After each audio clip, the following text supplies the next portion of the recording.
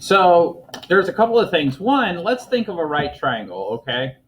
So let's make a right triangle.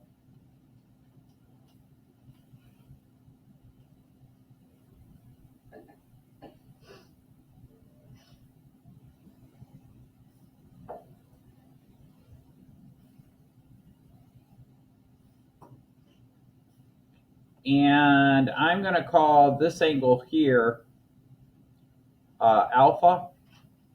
And I'm going to call this angle beta. Okay?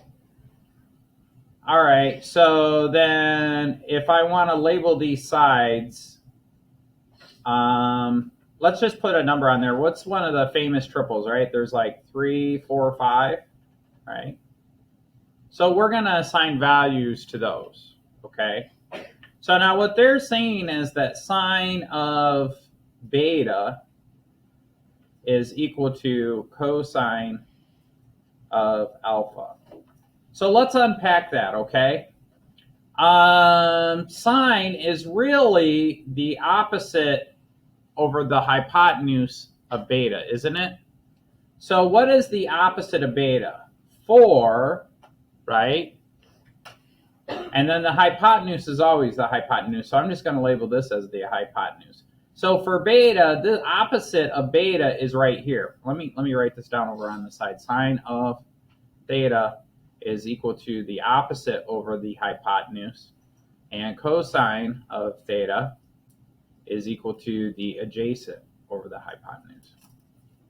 Okay? And so let's go ahead and figure this out. So the opposite of beta is 4, right? So I would say 4 over the hypotenuse, which is 5. You guys see that? Here's beta. The opposite side of beta is here. That's where I put my 4, right? Because we're going to say the opposite over the hypotenuse. The hypotenuse of the triangle is always across from the 90-degree angle. Okay? Before I move forward, does that make sense to you guys? Okay. Now, if I want, I need to find what is cosine of alpha. Well, alpha is over here, right? And cosine is actually the adjacent. Adjacent means that it's touching the angle. Guess what? That's this side. That's the adjacent to alpha, because the opposite of alpha is across from alpha is 3. But we want for cosine the adjacent, which is 4. So we're going to plug in 4 over the hypotenuse, which is 5. So that's a true statement. Now, this one right here, this one's pretty easy, because if I think of all the angles of a triangle, I know that alpha plus beta, what's the measure of this angle right here? Plus 90 degrees. That's all 3 angles in the triangle. What do they have to add up to? 180. Oh, I got a little excited on drawing the degree there. So now, if I subtract 90 from both sides, actually 90 degrees, these cancel and I get alpha plus beta equals 90. So what does that tell you about alpha and beta always? Complementary. Very good. Now, I'm not going to go through. I always forget. I can't remember which one is the math complementary. It's either with an I or an E. Let's see, guys. I'm pretty sure it's the E. I should know this. I'm a math teacher, right? Show me. No, that's the wrong one. Let's do it this way. Oh, no, I had it right. Complementary angles. Haha. Okay, so there's an E here. Sometimes there's another way to spell that word, and it's with an I. That's when you compliment somebody. That's a different word. Okay, any questions on this? Does that make sense? Consequently, cofunctions have a shift. So I'm just going to show you in Desmos real quick what this looks like. So at some point, we're going to get to graphing and dealing with the graphs of these functions. So I just want to show you the different sine of, well, let's do it this way. Y equals sine of x, that's sine, and y equals cosine of x. Oops.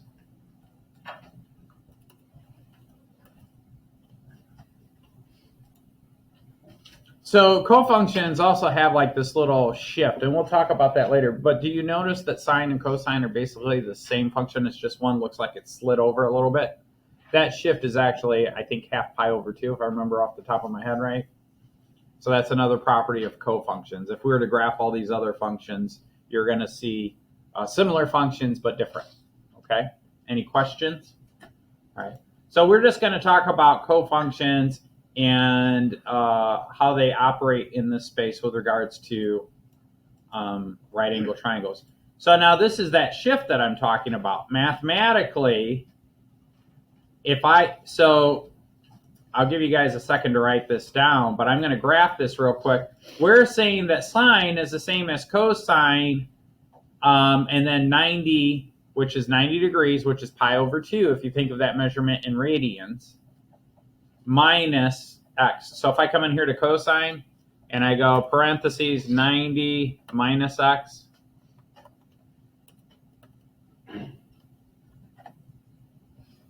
they should be the exact same. I'm trying to figure out why this isn't cooperating.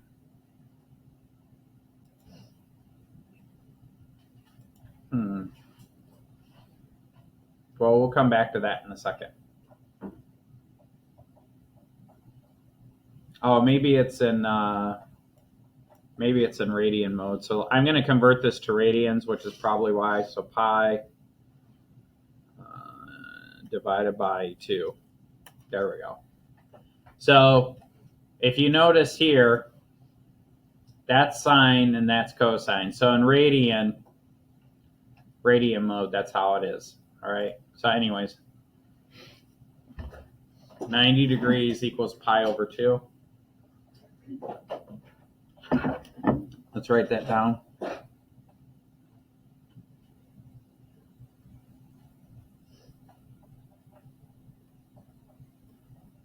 I should probably also write down that 180 degrees equals pi.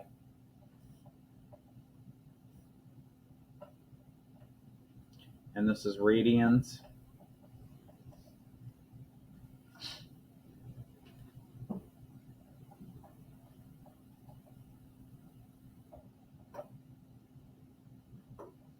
(270 degrees equals 3 pi over 2 radians.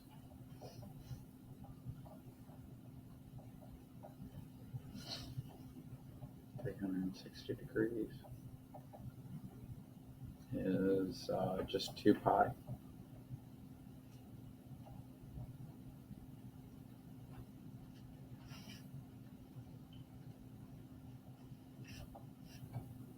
Um, 60 degrees is 1/3 of 180, so that's pi over 3 radians.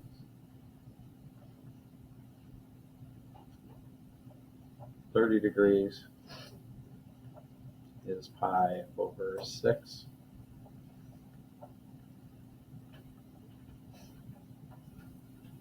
And 45 degrees is pi over 4 radians.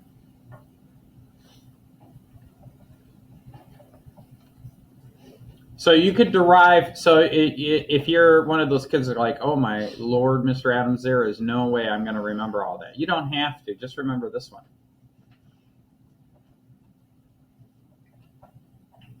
And then just do algebra, right? What's 180 divided by 2? 90.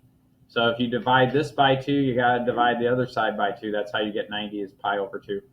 That's how you derive all of those. But the cofunction identities are nice, especially when we get to identities. And so, Mr. Adams says is a physics teacher too, and I remember I had to do this really hard math problem in my optics class that had this crazy trig stuff. And so you do the math, you follow the trig, and then the trig, I had to use my identities, and I was the one person in my class that could actually get the physics problem, get the right answer, because I was also a math major, and I was really good with trig identities. So let me move this image up so you could see that real quick. This is another way of writing what we had on the other slide, okay? And then proof of that would be is if I do this. Let me take a screenshot of that, and I want you guys to sketch this.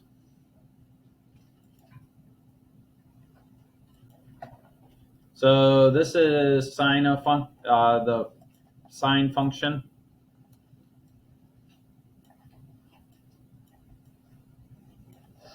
I'll move this over here. So this right here is y equals sine of x, okay? And then give me 1 second. I'll put it back up there in just a second, and then you can write it all down.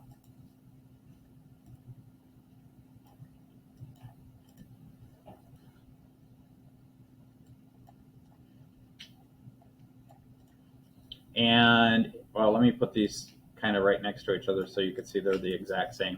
And then this one is y equals cosine of pi over 2 minus x.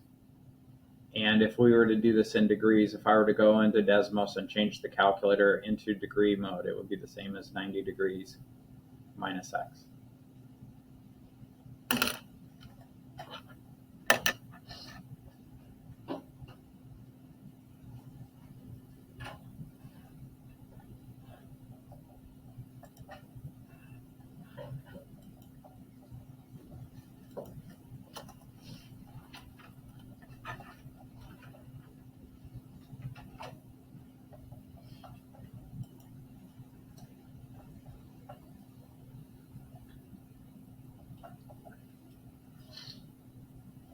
Now I'm really taking my time here because I want you guys to really see and digest and get a feel for this, because the more time we spend on kind of understanding what trig functions are, the more sense it'll make later on.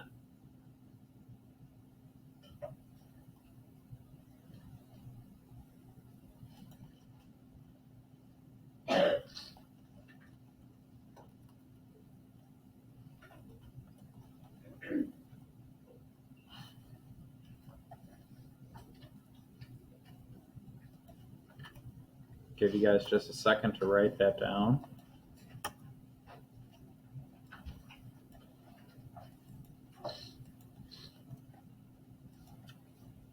So I want to just kind of illustrate where these values are coming from, where the graph is coming from. So I put this link in Canvas.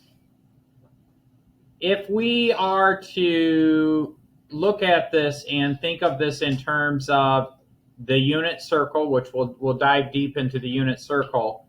If I move this object around a circle, it will form a right triangle. If I compare the sides, if I do sine, it will be the opposite side over the hypotenuse. That gives me a y value. If I compare that to the angle of the triangle and I graph the two, you'll start to see something like this. So a sine function, the sine function, if I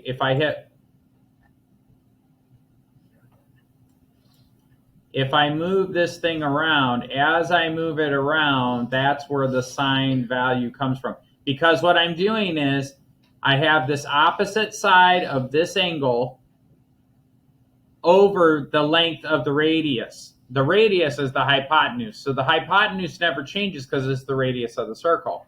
But as I move around, as I move around, this side length either gets bigger or smaller or 0, and I can have a negative y value too. So this is where that trig function comes into play. And if I zoom out, it just keeps going and going and going. So that's where that comes from. We're just measuring the sides of the triangle. Now, if I were to do that with cosine, cosine is kind of the same thing, except it's the cofunction, so it looks a little different. Okay? Does that make sense? That's where these graphs come from. We're almost done. We're almost ready for the last example. So now for example 3, it says write the functions in terms of their cofunctions.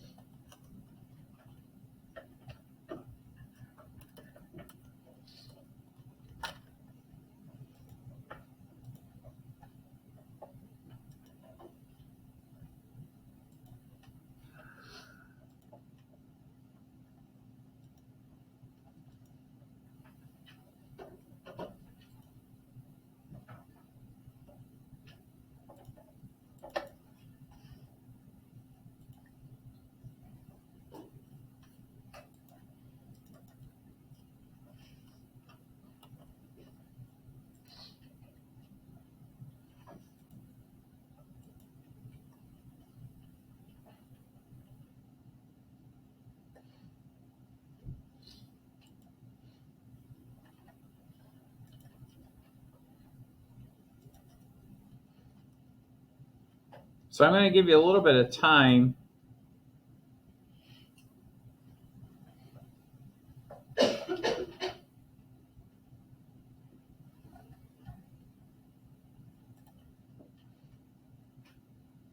to try to do that on your own.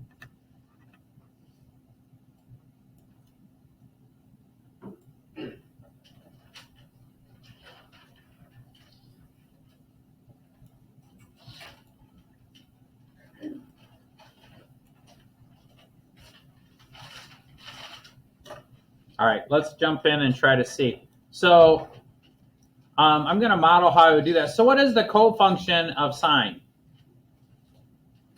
Or I'm sorry, I said the answer. What's the cofunction of? So in other words, how do I find this measurement? I'm going to have to, actually, you know what? Let's just stop the video here. And what time do we get out of here? 35?